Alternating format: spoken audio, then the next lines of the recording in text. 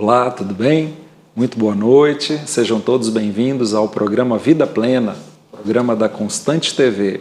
O programa Vida Plena, como vocês já sabem, já conhecem, é um programa direcionado a temas relacionados à saúde, a saúde de uma forma integral, de uma forma global, de uma forma indivisível, não apenas relacionado ao processo saúde e doença, mas toda a interface que envolve o adoecimento, desde a questão psicossomática, emocional, passando pela questão espiritual e física, né? Não podia deixar de ser. Então, bem-vindos a mais um programa Vida Plena. É um privilégio poder estar aí na sua casa, poder acessá-lo onde quer que você esteja, no seu dia a dia, com a sua família, no trânsito, no seu trabalho. Que privilégio nós podermos ter esses momentos agradáveis com você, nosso telespectador. Se você ainda não é inscrito no nosso canal, inscreva-se no canal do YouTube da Constante TV, ative o sino para que você seja notificado, para que você receba as notificações em relação aos novos programas, as novidades que forem surgindo. Compartilhe com seu amigo, compartilhe com seu familiar, aquela pessoa que você quer que também tenha acesso a um conteúdo de qualidade, a um conteúdo íntegro, um conteúdo espiritual que realmente vai acrescentar a sua vida e a vida daquele que você deseja. Então, nós te aguardamos com assiduidade para que você acompanhe toda a grade de programas da Constante TV. Eu sou Alexandre Borges, sou um dos apresentadores do Vida Plena e hoje eu não estou só. Tenho uma convidada muito especial e eu quero apresentá-la a vocês. É a doutora Simone Botileiro. Simone, seja muito bem-vinda. Obrigada, Alexandre. É um prazer tê-la aqui conosco nos estúdios de gravação do Vida Plena. Obrigada. Vamos assentar. A Simone é médica infectologista e aceitou prontamente o nosso convite e desde já te agradeço por estar conosco, levando uma informação de qualidade e contribuindo nesse tema da infectologia. Mas, eu te conhecendo, eu sei que, além de profissional, você é uma cristã, uma irmã em Cristo. Então, quando pensei em convidar alguém, você foi uma das convidadas que me vieram à cabeça, assim, e obrigado por aceitar o convite. Eu que agradeço, obrigada, Alexandre. Privilégio meu estar aqui, especialmente pelo objetivo que vocês têm, né, de levar um conteúdo bíblico para as pessoas, né? Então. Amém, obrigado. Esse é o objetivo realmente. Simone, se apresenta para a gente, para os nossos telespectadores. Tá bom. Conta para a gente o processo ali, a sua trajetória inicial, né, o encontro com Jesus, enfim. E depois a gente parte para essa outra questão mais acadêmica, por favor. Tá joia. Então, privilégio, eu sou Simone, eu sou do interior do Rio de Janeiro, uma cidade de Itaperuna, e a gente está em Manaus desde 1997, então eu acho que eu já sou quase mais manauara do que carioca, né? Certo. Na realidade, eu não sou carioca, porque quem nasce no interior do Rio não é carioca. Muito embora eu não tenho nada contra os cariocas. E então, fui criada nessa cidade no interior do Rio e quando eu nasci num lar que não era evangélico, mas quando eu tinha 9 anos, a minha mãe entrou pela primeira vez numa igreja evangélica e ouviu o evangelho. E aquilo mudou completamente a vida dela e desde então ela levou a mim e as minhas irmãs para ouvir também a palavra de Deus. Quando eu tinha 9 para 10 anos, criei em Cristo e depois disso também, logo eu recebi um chamado de Deus para ser missionária, para viver e levar esse evangelho que transforma a vida também para pessoas que moram em lugares diferentes e isolados, como as comunidades indígenas. Então, foi com 15 anos eu tive uma confirmação de que realmente Deus queria usar a minha vida. Fiz a faculdade de medicina e logo depois fui para o seminário e chegamos em Manaus, então, terminei a minha residência médica aqui no Hospital Tropical de Manaus e fui morar com os Yanomami. E nós vivemos então nessa comunidade indígena em Novo Demini durante 4 anos. Eu sou casada com o pastor Sérgio Botileiro e tenho uma menina que é a Anne Caroline, está com 23 anos agora. Olha só, uma bênção. A Anne já é manauara, já nasceu aqui? A Anne nasceu no Rio também. Ah, sim. Então, mas é mais manauara do que... Pronto. O seu chamado, então, foi ainda na adolescência, ali aos 15 anos. Sim. Olha só como Deus direciona tudo, né? Sim. E em relação à medicina, Simone, foi algo estratégico? Como é que foi a decisão pela medicina? Então, a minha família é uma família de muitos médicos. Nós temos hoje, eu acho que 28 ou 29 médicos na família. Então, quando chegou naquela fase, eu tinha notas boas, né? E aí todo mundo falava assim, e aí, o que você vai fazer, né? Aí eu falei assim, olha, eu vou fazer medicina. Acho que era assim, né? Então, mas depois eu percebi como que Deus poderia usar a medicina como um disfarce, né, para servir a Deus. Especialmente quando eu vivi num contexto isolado, aí que eu vi realmente como que foi uma bênção ter feito medicina, como eu pude servir aquela tribo, né, e fazer tantos amigos, tantas pessoas queridas lá entre os Yanomami. Essa questão de cursar algo na área da saúde, se você já tem um chamado, abre portas, né? Sim. Então, assim, você tem acessos quando realmente em outras situações que outros profissionais não teriam. Mas então, em princípio, não foi para usar a profissão no primeiro momento em relação à questão missionária. Em princípio, ou desde o princípio? Não, desde o princípio já era. Era. Eu queria fazer medicina e aí depois, para decidir em relação à residência médica, né, qual especialização, aí eu estava no 4º ano quando eu ouvi a primeira vez em DIP, né, sobre malária, sobre doenças tropicais. Eu falei assim, é isso que eu tenho que fazer, porque se eu vou morar em lugares diferentes, lugares distantes, eu vou precisar saber muito sobre doença tropical. Então, na época, morando no Rio, eu descobri que Manaus seria um excelente local para fazer a residência e fui muito bem recebida no Tropical. Amo trabalhar lá, amo os colegas que tenho, amo fazer o que eu faço, né? Então, foi realmente um privilégio de Deus estar revivendo essa história aí. Eu acho que a questão missionária, a profissão e a especialidade, né, tem tudo a ver, né? Sim. Realmente, se o objetivo era atingir povos não alcançados, comunidades indígenas, acho que perfeito, né? Sim. Tudo, como Deus é bom, né? Trilhando todo o processo.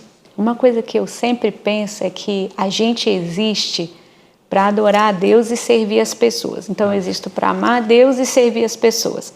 Então, não importa muito a profissão, poderia ter qualquer outra profissão, poderia ser do lar, poderia ser faxineira, não importa a profissão. O que importa é se eu realmente entendi que eu existo para amar a Deus e servir as pessoas.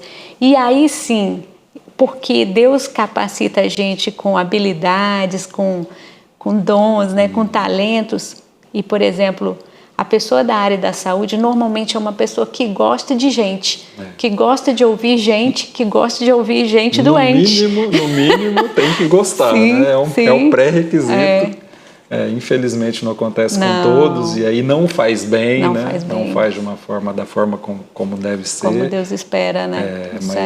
Mas é uma condição essencial, né? Sim. Se você não gostar de interagir, sim. faça radiologia, né? Sim. Administração hospitalar. Que não e olha converse com gente, né? Que não converse com gente. Mas muito legal. Então você terminou a faculdade de medicina e veio para Manaus e se casou aqui? Não, eu casei no Rio mesmo, em Itaperuna. Sim. E aí a gente foi morar no sul de Minas para eu terminar o Instituto Bíblico Peniel, em Jacutinga. E de lá, então, eu vim fazer a residência. A gente já se mudou com mala e cuia, né? Achando que eu ia passar na prova de residência, né? Então, foram 2 anos, na época, só de residência de infecto. E logo em seguida, já fomos morar com os Yanomami. Olha só. Então, tem uma coisa interessante que eu lembrei agora que eu tô conversando contigo, como foi assim tão bom ter feito infecto, né? Quando eu cheguei na tribo, só vou te contar isso, pode contar claro, rapidinho? fica à vontade. Foi muito interessante, porque como eu tinha acabado de fazer infecto e a gente passa por um processo de aprendizado de muita punção lombar, de ver muita meningite, né? E aí eu cheguei na aldeia, eu tinha 3 dias na aldeia, estava arrumando minhas coisas ainda, nem sabia o que tinha lá direito. Aí me chamaram, que tinha um bebezinho de 3 meses, que só tinha febre e já tinham furado o dedinho dele várias vezes procurando malária, e não era malária. E aí pediram para eu ver. Quando eu vi, a fontanela estava abaulada. Aí eu não tinha laboratório, eu não tinha nada, estava no meio do mato, né? Então eu coloquei o bebê na posição, fiz a punção licórica, coloquei num vidrozinho e olhei contra o sol e vi que o líquor estava turvo. Eu falei, é meningite, e agora?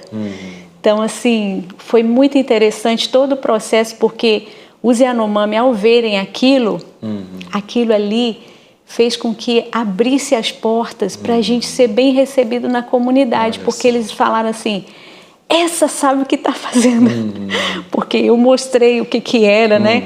Essa sabe o que está fazendo. Outras pessoas não sabem, não, vem aqui e só fica achando, mas essa sabe, essa é a doutora Yai, né? Então, foi uma maneira que Deus usou para abrir as portas para a gente permanecer no meio deles nesses 4 anos. E foram, assim, anos muito especiais na minha vida. Imagino, nossa, deve ter sido uma experiência assim, incrível, né? Sim. Mas a gente vai conversar um pouquinho mais sobre isso. Então, a trajetória foi a medicina, daí seminário. Sim. E depois a residência. A residência. E aí aqui estamos nós. Certo. Então, depois desses 4 anos na aldeia, eu tive que sair. Eu nasci com um problema congênito. Então, eu lido com um certo grau de sofrimento, com fraqueza muscular e outras coisas. Então, eu não consegui ficar numa comunidade muito isolada, porque eu precisava de tratamento. Certo. Então, nós viemos morar em Manaus. E aí, eu então voltei para o Hospital Tropical, e aí estou lá até hoje. E a sua missão, Simone, você faz parte de uma missão, né? Sim, uma excelente missão. Apesar de ter voltado da tribo, né? Voltado para a capital, você continua ativa, né? E qual é a missão que você faz parte? Então, nós fazemos parte, Sérgio e eu, fazemos parte da missão Novas Tribos do Brasil. É uma missão que tem por objetivo alcançar povos não alcançados com o Evangelho. Então, chega em locais que nós chamamos de missão transcultural, ou seja, que vai ter que transpor uma cultura. Para você chegar naquele lugar, você não chega e prega o Evangelho, porque aquelas pessoas não vão entender. Elas falam uma outra língua, elas têm uma outra cultura. Então, o missionário chega, ele aprende a língua e a cultura daquele povo, entende a cosmovisão, entende como o povo vive, e então, dali, ele começa a ensinar o Evangelho. Ele então, meio que se adapta àquela situação, sim, né? A missão Novas Tribos do Brasil. Novas Tribos do Brasil. E então a sua experiência na missão, num primeiro momento, foi ir à tribo. Vocês foram à tribo, a família, né? E ficaram por 4 anos. 4 anos. E como era a atuação de vocês lá na tribo? Assim, só assistencialismo? Era questão, no seu caso, exclusivamente de assistência médica em relação à saúde? E eu queria muito aprender o idioma Yanomami, porque eu queria ter o privilégio de entrar no coração daquelas mulheres, né? Porque assim, você vê estampado nos olhos delas o medo. Então, se você não tem a língua, você não consegue se comunicar. Então, um obstáculo, né? Isso, muito grande. E você quer falar coisas profundas, mas se você não tem a língua, você não consegue. Sim. Então, mas meu esposo, ele estudou a língua num nível mais forte, mais profundo. E outro missionário que estava lá também já estava em nível de ensino, né, das verdades de Deus. Já tinha uma igreja entre eles. Mas um trabalho muito especial, que leva muitos anos, porque você não chega e logo faz o que tem que fazer. Você chega e você tem que aprender língua e cultura. eu já ouvi outros missionários falando justamente sobre isso. Primeiro, adquirir a confiança, né, daquele povo, e aí a questão cultural que você já expôs, para daí você realmente... E às vezes esses resultados são a longo prazo, né, nada tão imediato, né? E alguma experiência assim marcante que te vem à mente? Imagino que tenham várias, né? Lá foram várias mesmo, porque tiveram momentos assim que, por exemplo, uma gestante, porque não era a minha área, né? Não sou obstetra, e então o pajé chegou e falou, olha, a Raxanami está morrendo na aldeia, está morrendo na maloca. E aí eu entendi algumas coisas já. Tipo, eu entendi, tá desmaiada. Quando eu cheguei lá, ela realmente estava desmaiada, cianótica, com a placenta retida, porque ela teve o bebê em pé, porque ela queria matar o bebê, porque o marido tinha saído com outra mulher. E quando eu vi aquilo, eu falei, ela vai morrer. Aí eu comecei a gritar e pedir ajuda para levar ela para onde a gente poderia fazer alguns procedimentos. E foi assim... muito impactante, porque eu tenho convicção de que foi Deus quem tirou aquela mulher daquele choque hipovolêmico que ela fez. Eu tinha uma única ampola de ocitocina, que eu peguei um acesso venoso pequenininho e que em 15 minutos eu perdi, consegui tirar a placenta e assim, e colocando sal debaixo da língua porque não tinha acesso mais, pressão de zero. Hipotensa. Muito, então, toda aquela situação e os Yanomami tudo vendo aquilo, todo mundo achando que ela realmente ia falecer, e eu também tinha essa convicção, porque realmente como é que alguém fica em coma tanto tempo, né? Então assim, foi... Só Deus mesmo. Foi. Eu ajoelhei e falei, Deus, eu não tenho o que fazer aqui, só o Senhor para atuar. E houve êxito. Sim, ela levantou depois e eu fiquei... Nossa, eu tenho certeza que esse foi mais um resultado. Aquela meningite que eu também, que deu a entrada, né, para que a gente tivesse portas abertas, aquela criança começou a crescer e todo mundo olhava para a criança e falava, você é a guardiã dela. Se você não tivesse aqui, aquela criança tinha falecido. Foi muito assim impactante para a minha vida. Imagina. E aquela sensação de ser útil, né, num local em que você não tem outra pessoa. Imagina. É você... Nossa, e você? Praticar a medicina na forma íntegra, né? Completa. Com a clínica sendo soberana. Com a clínica soberana, sem recursos de exames complementares. Olhar e falar, a hemoglobina está 6. Né? Porque está super hipocorado. Mas, Simone, muito legal o nosso papo. Eu vou precisar chamar o intervalo. Vamos lá. No próximo bloco a gente continua com essa conversa. Fiquem aí, fiquem nos acompanhando. Olá, sejam todos muito bem-vindos a esse próximo bloco do programa Vida Plena. É muito bom tê-lo aqui. E nós estamos com a nossa amiga, infectologista, Simone Botileiro, batendo um papo muito legal, né, muito descontraído, e eu tenho certeza que você está sendo bastante abençoado, como eu estou sendo. Então, um privilégio ouvi-la, um privilégio tê-la aqui. Simone, dando continuidade... Você comentou alguma coisa, compartilhou com a gente em relação à tribo, né? A tribo Yanomami, que você serviu por 4 anos, você e seu esposo, e especificamente qual a localização dessa tribo? Nós estávamos no estado do Amazonas, quase divisa com a Venezuela, só que a gente ficava mais próximo de Roraima, então a nossa base saía de Boa Vista, e era um voo de 1h45, selva dentro, para a gente chegar em Novo Demini. O acesso, então, só aéreo? O avião de aviação missionária, né? Chegávamos pelo céu mesmo. Olha só. Com asas de socorro. E asas de socorro, que é uma outra missão, então, que dava esse suporte de acesso. Exato. E aí, quando o asa chegava com o avião, vinha carregado então de medicação, com os nossos suprimentos, com cartas, com tudo, né? Que chegava assim, era um dia muito especial. Nossa. O dia que tinha voo para chegar as nossas coisas e chegar coisas da civilização, né?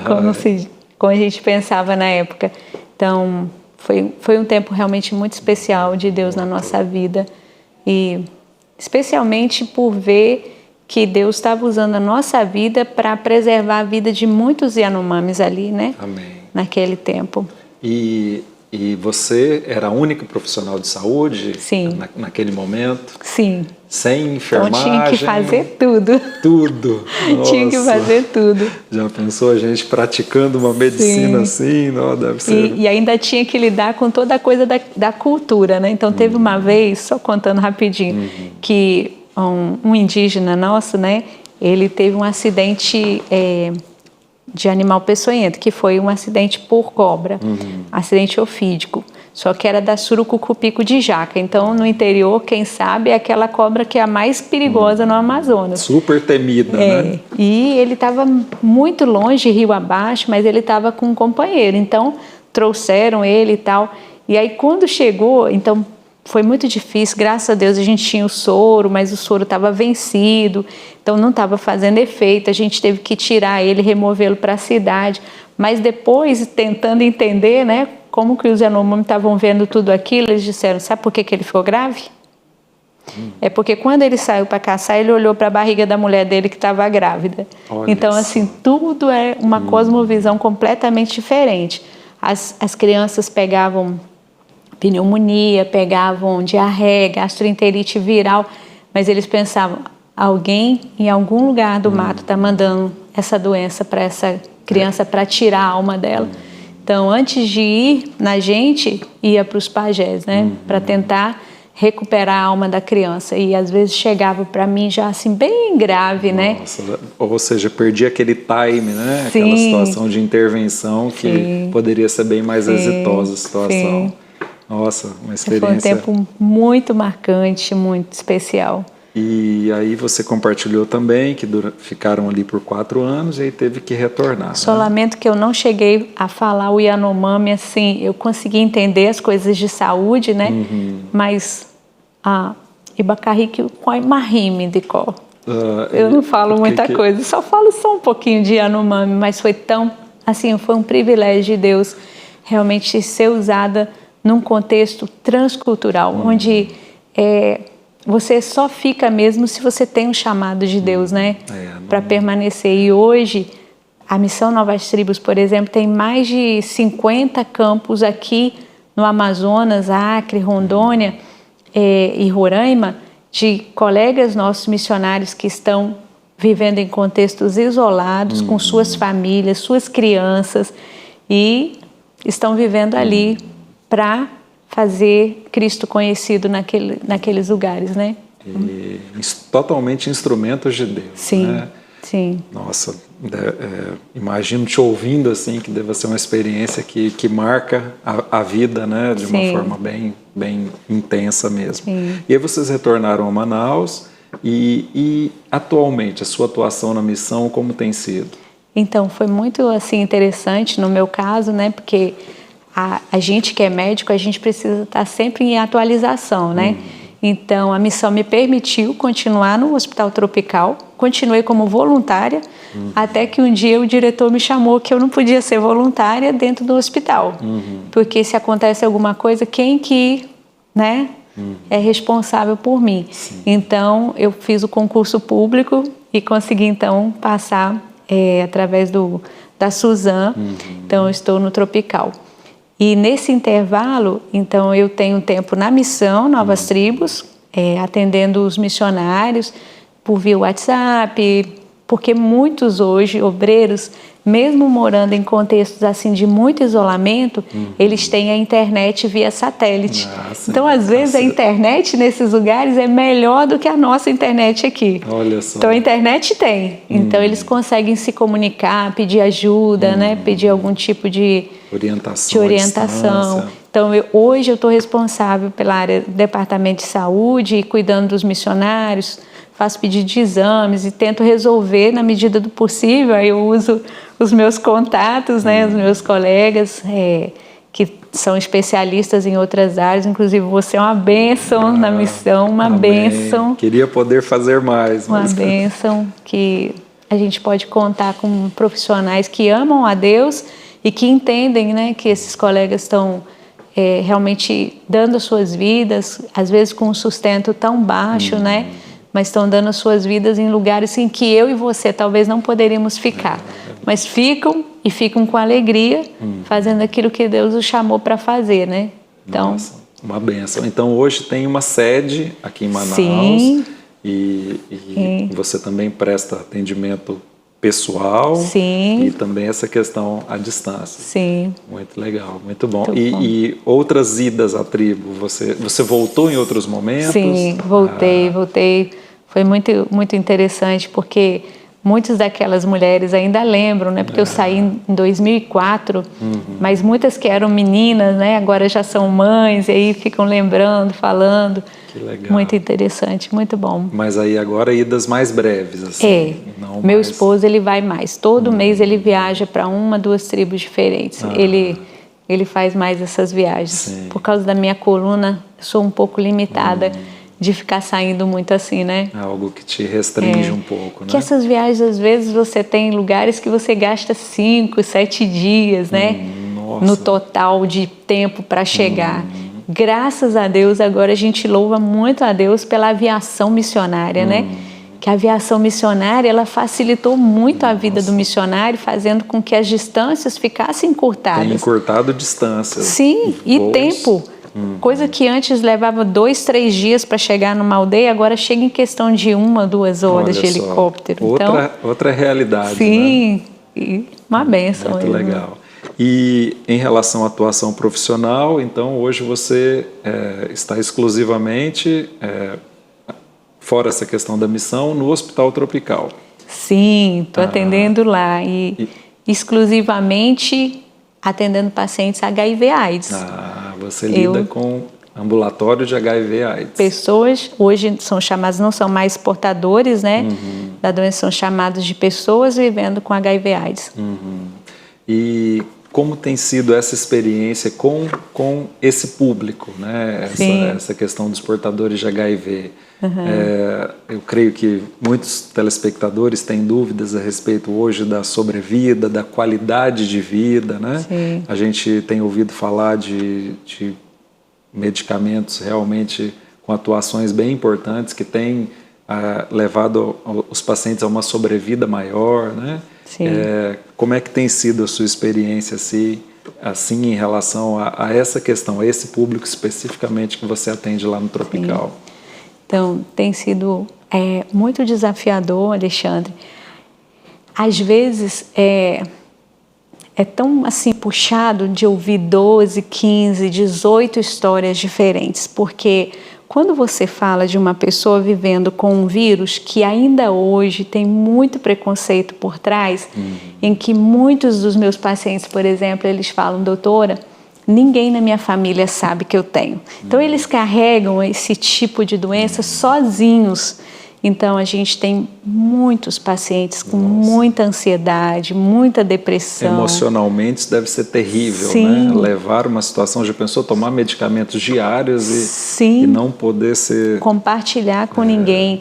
As pessoas pegam os frascos, tiram, colocam o remédio num frasco de vitamina, porque se alguém descobrir... Então, por exemplo, no interior, nós temos muitos pacientes, mas eles não se tratam no interior. Por quê? Porque se ele for pegar o remédio lá, toda a cidade vai saber que ele tem. Cidades pequenas, né? A notícia... corre. Nossa. Então, e assim, eu tenho pacientes que falam, doutora, depois que eu descobri, falei para minha mãe, eu sou cozinheiro. Minha mãe sempre comeu minha comida, mas depois que ela soube que eu tenho HIV, ela nunca mais quis comer minha comida. Então, você vai ouvindo muitas histórias assim. Isso realmente são pacientes que têm um nível de sofrimento muito importante, né? Já carregam o estigma da doença, eu imagino, e ainda com essa questão psicológica envolvida que você tem que estar compartilhando. Nossa, deve ser. Sabe, eu não sei se você sabe dessa informação, mas Manaus, todo o estado, né, na realidade, o Amazonas, ele hoje é o primeiro lugar em AIDS no Brasil. Nossa. A gente concorre com o Rio Grande do Sul, mas a gente está ganhando aí em tuberculose e em AIDS. Então a gente tem um índice de morte muito grande. O coeficiente de mortalidade nosso é extremamente alto, porque os nossos pacientes já chegam quando a imunidade já não está mais existindo, porque demora-se para pensar na doença, demora para o paciente procurar ajuda, porque ele já às vezes está desconfiando que pode ser, então ele não quer procurar ajuda. Então, assim, é uma coisa que a gente sempre estimula, né, os nossos pacientes a procurarem ajuda, a fazerem uma testagem, um teste rápido, porque é uma doença silenciosa, você não sabe se você não se testar. Hepatite B, hepatite C, né, HPV, tem que testar. Engraçado que, como eles mesmos, às vezes, escondem a informação. Eu vejo no consultório pacientes que eu acompanho já há bastante tempo e eles, em algum momento, parece que se tornam mais confiantes e aí dizem, doutor, eu quero te falar uma coisa que eu nunca tinha dito. Eu sou HIV positivo e me trato, e eu fico pensando, quantas vezes ele já esteve comigo, já foi examinado por mim e em algum... Assim, claro que tem as exceções, aquele paciente que chega como primeira consulta e já falam, e isso é legal, né? Enfim, mas tem aqueles que eu vejo que trazem essa sobrecarga emocional, essa culpa, né, que está envolvida. E a forma de contaminação tem sido prioritariamente assexual. Aqui ainda é. No sul vai muito de droga intravenosa, né? Mas aqui ainda é a via sexual. Uma coisa que eu me lembro, uma coisa que me marcou, né? Porque o HIV, existem algumas populações que são consideradas populações-chave, né? Pessoas que têm assim, uma vida sexual muito mais promíscua, né? Muito mais assim, que chama mais atenção. Essa população-chave são os gays, são travestis, né? Eu vou te contar uma situação que aconteceu comigo e que essa situação mudou a minha maneira de enxergar. E se aquilo não tivesse acontecido logo no início do meu período no Hospital Tropical, talvez teria dificultado muito a minha vida lá. Talvez seria uma outra história que a gente estaria contando aqui. Por quê? Porque como a gente está num programa de vida plena, então a gente às vezes tem aquela coisa assim de julgamento, né? Então, um dos primeiros pacientes que eu atendi foi uma travesti. No ambulatório. Então, quando ficava doente na internação é uma coisa, mas no ambulatório, aquela travesti me confundiu. Ela queria que eu chamasse de nome feminino, mas ela era muito assim, masculina mesmo. E a história do nome social. Sim, e aí eu estava com dificuldade, mas aí eu coloquei o nome social e ela falou, me dá um creme vaginal. Aí eu pensei, ela é homem, creme vaginal? Foi confuso. Depois ela falou, eu já tenho 40, eu quero fazer um exame de próstata. Aí eu falei, exame de próstata? Ela é mulher. Então ficou assim, e naquele dia foi bem marcante para mim. Aquilo me deu um cansaço, né? E eu saí, era uma sexta-feira. E eu fui para a escola dominical, na igreja, no domingo. E eu encontrei com o meu pastor, na época o pastor Wagner Amaral. E ele falou assim, eu falei, pastor, estou precisando de ajuda. Eu estou achando que eu pedi para sair da internação, para atender paciente no ambulatório, mas eu acho que eu não vou aguentar não, porque aconteceu essa situação. E contei para ele. Sobrecarga. Ele disse assim para mim, bom dia, meu nome é Besta. Aí eu falei, Besta? Se eu estou dizendo que o meu nome é Besta, me chame de Besta. Aí você entendeu? Você existe e você está naquele hospital, dessa igreja aqui, você é a única que tem o privilégio de estar lá para amar aquelas pessoas. Você não está lá nem para julgar e nem para condenar. Você está lá para amar e falar de Cristo. Alexandre, aquilo revirou os meus conceitos. E assim, depois, algumas travestis ficaram tão amigas, elas me pegam no colo, sabe assim... Por quê? Porque eu não existo para condenar ninguém. Sim. Já tem quem condene. Não é o a nossa Evangelho, função. a palavra. Eu estou ali para amar as pessoas e viver Cristo, né? E que oportunidade, né, Simone? Que campo fértil, justamente para lidando com pessoas realmente muito fragilizadas, né? Com essa sobrecarga toda. E você nível de sofrimento incrível, né? E Deus dando oportunidade para a gente viver o Evangelho e compartilhar. Tem uma história específica, assim, que você... Então, eu estava pensando aqui enquanto você falava, teve uma vez que eu atendi um rapaz muito bonito.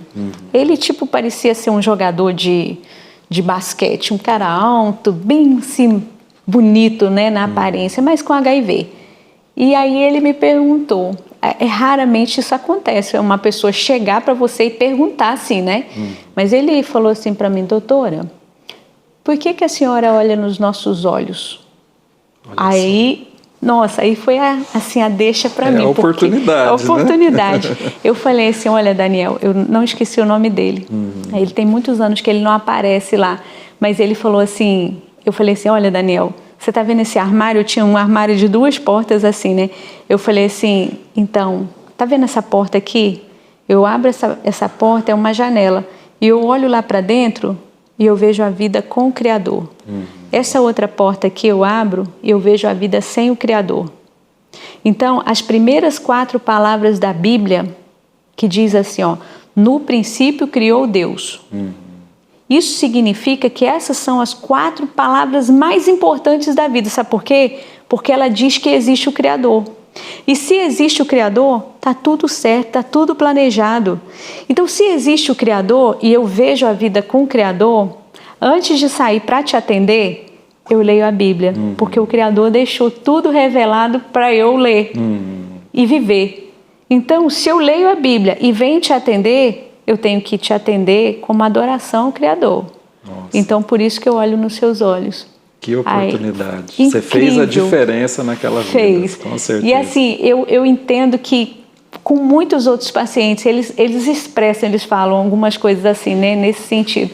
Mas eu louvo a Deus que se eu não tivesse tido aquela palavra naquele dia para mudar a minha cosmovisão, não, você não existe para condenar essas pessoas, existe para amar a Deus e amar essas pessoas. Perfeito. Sirva. Simone, muito legal, a gente está extrapolando um pouquinho o tempo, vamos chamar o próximo comercial e a gente volta, não saia daí, a gente volta no próximo bloco com esse bate-papo com a doutora Simone Botileiro. Olá, seja novamente muito bem-vindo a essa continuidade do programa Vida Plena de hoje. Nós estamos aqui com a doutora Simone Botileiro e tem sido um bate-papo muito legal, muito interessante, onde a gente tem falado sobre a atuação missionária e agora, especificamente, a sua atuação na área de saúde, HIV exclusivamente, né? Simone, como é que é hoje a estrutura do Hospital Tropical em relação aos pacientes com HIV? Como é que eles acessam o serviço de saúde? Explana um pouquinho para a gente sobre isso. Então, porque a gente tem um número muito grande de doentes. Hoje, no Amazonas, a gente tem em torno de 15 mil pacientes. Então, o Hospital Tropical ele não consegue segurar mais esses pacientes. Então, agora a rede foi descentralizada e são 5 policlínicas hoje em Manaus atendendo HIV. Então, são locais onde eles pegam medicação, fazem os exames, tudo certinho. E a testagem, qualquer paciente pode fazer em qualquer UBS. Não precisa ir ao Tropical. Hoje, o Tropical só está aceitando os pacientes realmente em fase de AIDS. Pela demanda né, que a gente tem. Então, os pacientes que são apenas assim, que estão com uma defesa acima de 200, eles já são encaminhados para essas policlínicas para o tratamento. Para o acompanhamento nas policlínicas. Descentralizou o processo. Descentralizou. Né? Pelo número de pacientes. Nossa, né? Que senão seria, eu acho que daqui a pouco Tropical só atenderia a HIV, AIDS, né? Muito complicado mesmo. Basicamente isso, hepatite B, C e HIV. Esse é o carro-chefe. Carro-chefe hoje do Tropical. Olha e só. aí os pacientes que vão para a internação, que são esses que chegam a descobrir já em fase de doenças oportunistas, né? Quando um fungo, uma virose realmente traz tanto prejuízo para o paciente. Alguns ficam com sequelas, né, para o resto da vida, às vezes com cegueira, às vezes com uma dificuldade na marcha, né? Então, são pacientes muito sofridos. E esses pacientes com AIDS, né, eu creio que eles precisam de internação, inclusive em ambiente de de terapia intensiva e Sim. não devem ser internações breves, né? Não. Certamente. Meses. Nossa. A gente fala aí de meses, né? 3 meses, 6 meses de internação. Um paciente ocupar um leito por 3 meses, já Exato. pensou, a rotatividade fica bem comprometida, Exato, né? Exato. Deve ser uma rotina bem... Uma imunidade baixa, fazendo com que qualquer outra doença possa se instalar, né? A qualquer momento. Nossa, e as crianças? As crianças, elas têm um ambulatório de pediatria muito bem conduzido pela doutora Solange, lá no Tropical. Lá mesmo? Lá mesmo, muito bem conduzidas. E hoje a gente tem um índice, porque a gestante, porque o HIV é uma infecção sexualmente transmissível, como várias outras, que pega por sexo, mas ela tem uma manifestação sistêmica, inclusive pode ultrapassar a placenta e passar para o bebezinho, né? Então a gente fica muito atenta quando chega uma pessoa gestante, né? Porque pensa, ela pode infectar aquele bebê. Então a gente faz de tudo para a carga viral dela ficar indetectável, porque aí na hora do parto ela não vai passar para o bebê. Então, para o telespectador entender bem, hoje se consegue evitar essa contaminação, essa transmissão em canal de parto, nesse processo gestacional todo. Sim, graças a Deus. Mas perfeito, a gente tem um índice, além da AIDS, muito alto de sífilis, né? E aí passa também pela placenta, faz sífilis congênita. Então a gente estimula muito que as mulheres façam o pré-natal. E na maioria das vezes as mulheres são detectadas com HIV no pré-natal. No pré-natal. Ou seja, não tem um histórico anterior, não estão tratando, né? E aí descobre no pré-natal, porque é uma doença silenciosa, né? Doença silenciosa, você tem que fazer exame para você ter certeza. E no pré-natal, o rol de exame já contempla a pesquisa, né? Sim. E talvez, eu imagino que em algumas situações, naquela concepção pode ter havido a transmissão para a mãe. Nossa, exato. É bem desafiadora a situação, né? E como estão as drogas para o HIV? Tem novidades? Tem coisa nova no mercado? Tem. Inclusive, acabou de chegar, né, a nova medicação. Então, Alexandre, não é a sua área, mas você sabe que o coquetel que a gente chamava antigamente, ele vem com 3 drogas. Normalmente o coquetel de que a gente hoje, iniciando o tratamento, qualquer paciente hoje que descobre, fez um teste rápido, deu positivo, a gente confirma com um exame lá de antígeno e fechando o diagnóstico, a gente já inicia o coquetel. E esse coquetel atual, ele vem com 3 drogas, né? Que agem em momentos diferentes na replicação do vírus. Mas de 2022 para cá começou uma nova fase na AIDS. A gente fala assim que precisou de ter 40 anos no HIV para chegar a essa fase de redução de remédio. Então aquele paciente show. Aquele paciente que é super controlado, que toma medicação direitinho, que não falha, que não tem perda de segmento, que a gente chama, né? Aí esse paciente, se ele tem mais de 50 anos, a gente consegue hoje simplificar o esquema dele para duas substâncias só no coquetel. Ou seja, redução de drogas. E acabou de chegar agora o 1 comprimido só, que é o Dovato, né, uma medicação cara, mas o Ministério da Saúde está disponibilizando para os pacientes 50 acima e daqui a pouco vai também passar para outros pacientes que estão indetectáveis. Porque tem uns pacientes que eles descobrem e eles entendem, eles falam, olha, realmente eu tenho que lidar com isso. É doença crônica. Vou lidar com isso e isso eu vou ressignificar, né? A AIDS não tem que determinar a minha vida. Então, ressignificam a coisa e conseguem lidar bem. Mas outros não. Outros, eles não aceitam a doença, não aceitam aquilo, ficam com raiva, resistentes, depressivos. Punição, acho que encaram assim, né? E aí eles têm muita resistência na medicação. Eu acho que dá para a gente fazer uma analogia ao câncer, né? Quando você atende um paciente que você diagnostica e que você vai expor a situação, tem aquele paciente que, opa, peraí, deixa eu internalizar isso e eu preciso lutar contra, né? E isso, imunologicamente falando, é essencial. Sim. E tem aquele que parece que acabou o mundo, né? Aquele, acabou, estou condenado à morte. Então, assim, essa forma de lidar com o diagnóstico, acho que deve ser bem semelhante a isso que você está expondo, né? Então, e vai nortear todo o sucesso terapêutico. Então, não é o que me acontece, é como eu reajo ao que me acontece. Totalmente diferente, né? É isso. E aí, o que vai fazer diferença também, a gente vê claramente, né? Quando a gente pega, por exemplo, algumas pessoas que são do Senhor, que vivem, né, no Evangelho, mas por descuido, por N situações, ele se infectou, e aí você vê, quando ele leva o HIV e reage com o HIV com o Senhor ou sem o Senhor. Totalmente diferente. É totalmente diferente. Então, hoje mesmo eu peguei uma paciente, é completamente diferente. CD4 de 1.000, o meu é 1.200, o dela estava 1.000. Já pensou? Então, assim, perfeito. Perfeita, maravilhosa. Então, a gente vê claramente quando a gente reage biblicamente a uma situação. Bom, na soberania de Deus, Deus me permitiu entrar em contato com esse vírus. Agora, esse vírus não vai determinar a minha vida. Esse vírus não vai mudar a minha identidade. Todo o curso da história. Eu vou viver a partir do Senhor. Isso é vida plena. É isso que a gente quer transmitir, né? Que a gente tem que viver no Evangelho. Como o Evangelho me ajuda a redefinir a minha história. Independente de qualquer situação. Independente de qualquer sofrimento, de como a coisa evolua, o caminho, né, que ela tome. É isso aí. Deus, né? Deus está no controle. Ele não perdeu. Eu nunca estou sozinha. Sim.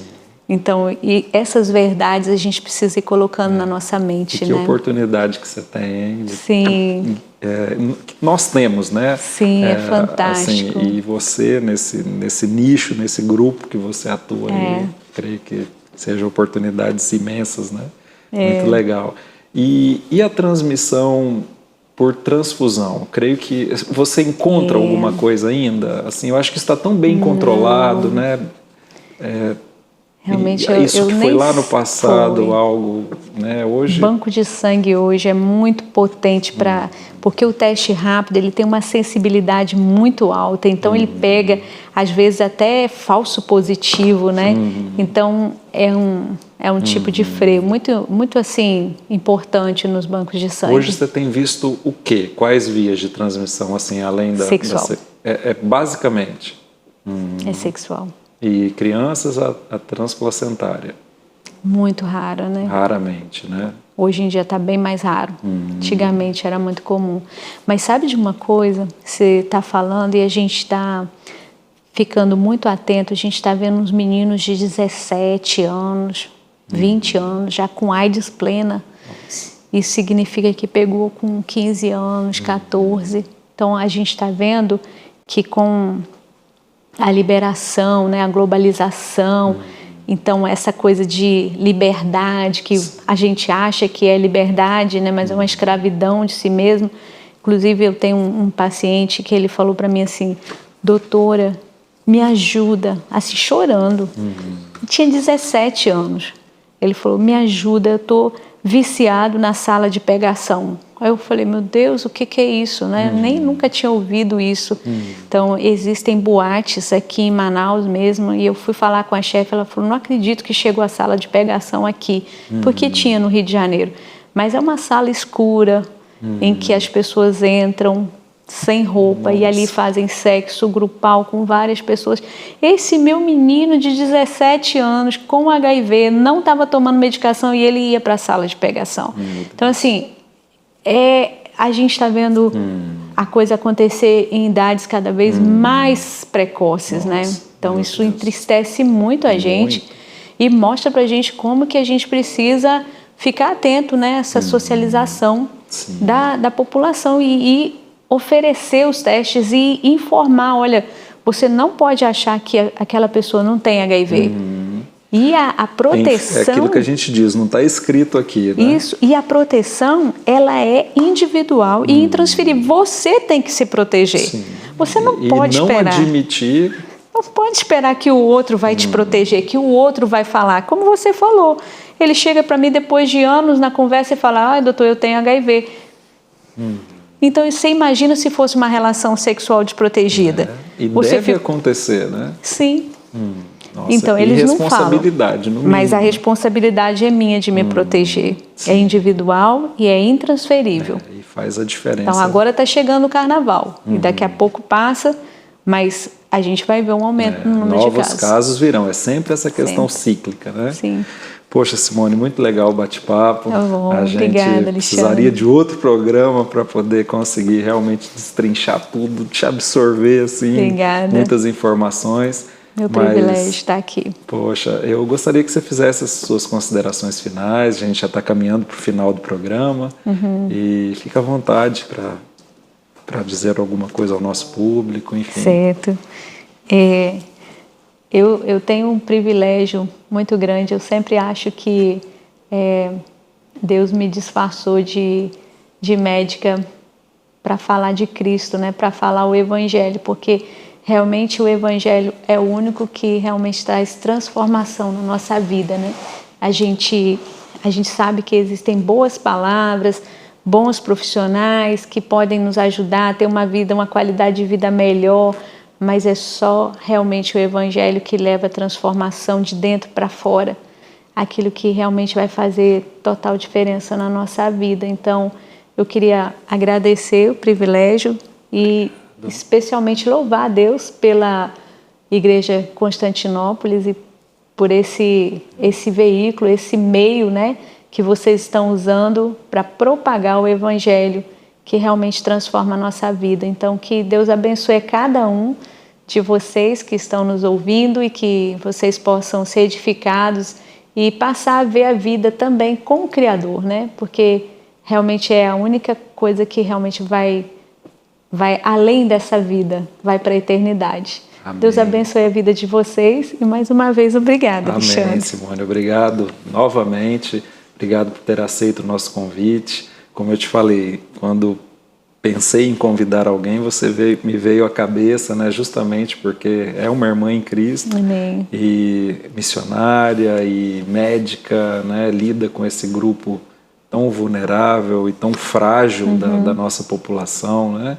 Então, assim, eu acho que quando a gente fala na concepção do programa, na questão da vida plena, Sim. Eu acho que eu imaginei e tenho certeza que imaginei de uma forma correta que você teria muito a nos acrescentar. A nossa oração é que você continue, né, totalmente na dependência do Senhor, você, da sua família, que Ele continue norteando sua vida, como tem feito nessa trajetória incrível aí, muito, muito legal, né? Desde o seu chamado, a sua conversão, a graduação, o seminário, né? E depois a carreira missionária. E agora, né, como médica cristã, atuando ali no Hospital Tropical com esse grupo extremamente vulnerável, né, o grupo HIV positivo, AIDS, enfim. E que o Senhor continue te abençoando a sua família. Obrigada. A nossa oração é que ricas bênçãos sejam sempre derramadas do Senhor para você, para o seu coração e para a sua família. Obrigado mesmo. Tá viu? joia. Queridos, muito obrigado pela presença de todos vocês nos acompanhando, nossos telespectadores. Se você ainda não é inscrito no canal da Constante TV, inscreva-se, acione o sininho para que você seja notificado sobre os novos programas, enfim, compartilhe com aquele que você acha que precisa, com seu familiar, com seu amigo. Na verdade, coisas boas a gente quer difundir, né? E esse é o objetivo da Constante TV.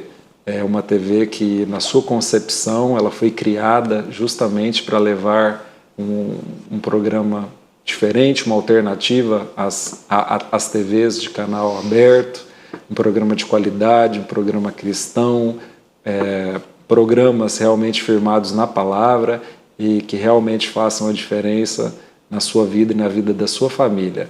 Até o próximo programa e uma ótima noite.